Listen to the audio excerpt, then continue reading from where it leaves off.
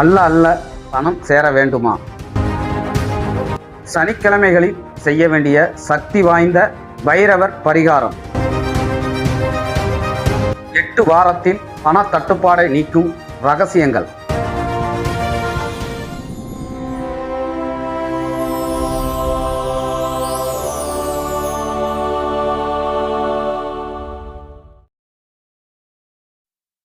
ஓம் அகதீஸ்வராய நமக. ஓம் நம் குருவே நமக்கு என்றும் துணை. அனைவருக்கும் அகோரகாளி உபாசகர் ஆர் நடராஜனின் அன்பான வணக்கங்கள். அதாவது இந்த வீடியோவில் நம்ம என்ன பார்க்க போகிறோம் அப்படின்னு பார்த்தீங்கன்னா, அல்ல அல்ல பணம் சேர வேண்டும், எளிய முறை பைரவர் பரிகார முறையை தான் நம்ம இந்த வீடியோவில் நம்ம பார்க்க போகிறோம். நீங்கள் கஷ்டப்பட்டு உழைக்கிறீங்க, உழைச்சி அதில் காசு பணம் நம்ம சேர்த்து வைக்கணும் அப்படின்னு நம்ம நினச்சிக்கிட்டு இருப்போம். நினச்சிக்கிட்டு இருக்கும்போது பார்த்தீங்கன்னா அடுத்தடுத்து செலவுகள் வந்துக்கிட்டே இருக்கும். வந்துக்கிட்டே இருந்து நம்ம கையில் பார்த்தீங்கன்னா பணமே நிற்காது. அதே மாதிரி பார்த்தீங்கன்னா சம்பளம் வாங்கி வந்திருப்போம். சம்பளம் வாங்கிட்டு பார்த்தீங்கன்னா அடுத்த கொஞ்ச நாள்லேயே பார்த்தீங்கன்னா ஒரு 2-3 நாள்லேயே என்ன ஆயிரும், அந்த காசு பணமெல்லாம் காலியாயிரும். அதுக்கடுத்து ஒரு மாதம் நம்ம கஷ்டப்பட்டுக்கிட்டு தான் இருப்போம். இல்லாட்டி ஒரு வார சம்பளமாக இருக்கிறவங்களுக்கு ஒரு வாரம் கஷ்டப்பட்டு தான் இருப்போம். அந்த வார சம்பளம் இருக்கிறவங்களுக்குலாம் அன்னைக்கு வாங்குவாங்க, மறுநாள் திங்கட்கிழமை வரைக்கும் இருக்கும். செவ்வாய்க்கிழமையிலேருந்து கஷ்டப்பட்டுட்டு தான் இருப்பாங்க. சரிங்களா? அதே மாதிரி மாத சம்பளம் வாங்குறவங்க அந்த 1ஆம் தேதி சம்பளம் வாங்குறாங்கன்னா ஒரு 3ஆம் தேதி இல்லாட்டி ஒரு 10ஆம் தேதி வரைக்கும் இருக்கும். அதுக்கடுத்து பார்த்தீங்கன்னா கஷ்டப்பட்டுக்கிட்டு தான் இருப்பாங்க. உழைப்பு இருக்குது, வருமானம் இருக்குது, ஆனால் பணத்தை மட்டும்தான் நம்மளால் பிடிச்சி வைக்க முடியல அப்படிங்கிறவங்களுக்கு இந்த வீடியோ பயனுள்ளதாக இருக்கும். இந்த பைரவர் பரிகாரத்தை தொடர்ந்து 8 வாரம் நம்ம செஞ்சுட்டு வந்தாலே நம்ம வீட்டில் லட்சுமி கடாட்சம் கண்டிப்பாக நிறைஞ்சு இருக்கும். பண தட்டுப்பாடு இருக்காது. வீண் செலவு குறையும்.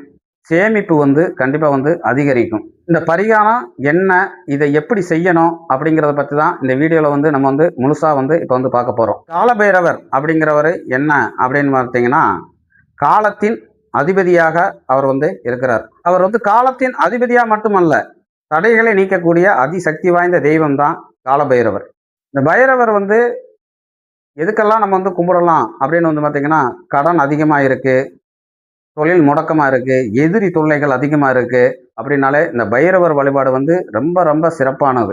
இந்த பைரவரை நம்ம வழிபட்டு வந்தாலே நமக்குள்ள மனசுக்குள்ள பார்த்தீங்கன்னா ஒரு தைரியமும் தன்னம்பிக்கையும் நமக்குள்ளேயே பிறக்கும். அதே மாதிரி பார்த்தீங்கன்னா பணம் என்கிறது தன்னால் அதிர்ஷ்டமாக கிடைக்கும் அப்படிங்கிறது மட்டும் அல்ல, அது கூட சேர்ந்து உழைப்பு இருக்கணும், இறை வழிபாடு இருக்கணும்.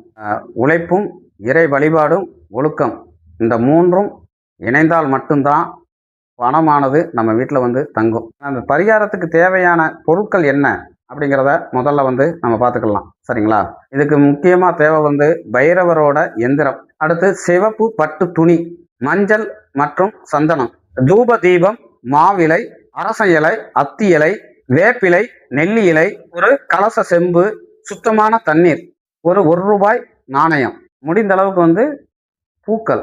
இந்த பரிகாரத்தை எப்போ செய்யணும் அப்படின்னு பார்த்தீங்கன்னா சனிக்கிழமை அன்னைக்கு கண்டிப்பாக செய்யணும். சனிக்கிழமை விரதம் இருந்து செஞ்சால் மிகவும் சிறப்பு, நல்ல பலனை கண்டிப்பாக அடையலாம். ஏன் அப்படின்னு நம்ம சொல்கிறோன்னு பார்த்தீங்கன்னா, சனீஸ்வர பகவானுக்கே குருவானவர் தான் யார் அப்படின்னு பார்த்தீங்கன்னா பைரவர். முதல்ல பார்த்தீங்கன்னா ஒரு அகல் விளக்கு கிழக்கு முகமாக நம்ம கிழக்கு முகமாக இருக்கணும். அகல் விளக்கு நம்மளை நோக்கி இருக்கணும். அந்த அகல் விளக்குக்கு முன்னாடி ஒரு சிவப்பு துணியை விரிங்க. அந்த துணி மேலே பைரவர் எந்திரத்தை வைங்க. அந்த பைரவர் எந்திரத்துக்கு சந்தனம் குங்குமம் வைங்க, வச்சு தூப தீபம் காட்டுங்க.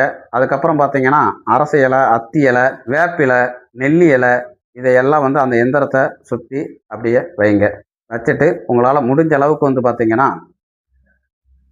என்ன பூ இருக்குதோ பூக்கள் கொஞ்சம் அந்த மேலே வைங்க. வச்சு அதுக்கு முன்னாடி படையல் என்ன அப்படின்னு பார்த்தீங்கன்னா அவல் பொறி, கடலை, அச்சு வெல்லம், ஒரு தேங்காய் பழம், பத்தி, சூடம் இதெல்லாம் வச்சு ஒரு படையல் போட்டு கிழக்கு முகமாக உட்காந்து நான் சொல்ல போகிற இந்த மந்திரத்தை 108 முறை நீங்கள் சொன்னாலே போதும். இதை தொடர்ச்சியாக 8 வாரம் செய்யணும். இந்த மந்திரம் என்ன அப்படின்னு பார்த்தீங்கன்னா, ஓம் உன்மத்த ரூரு பைரவாய நமக.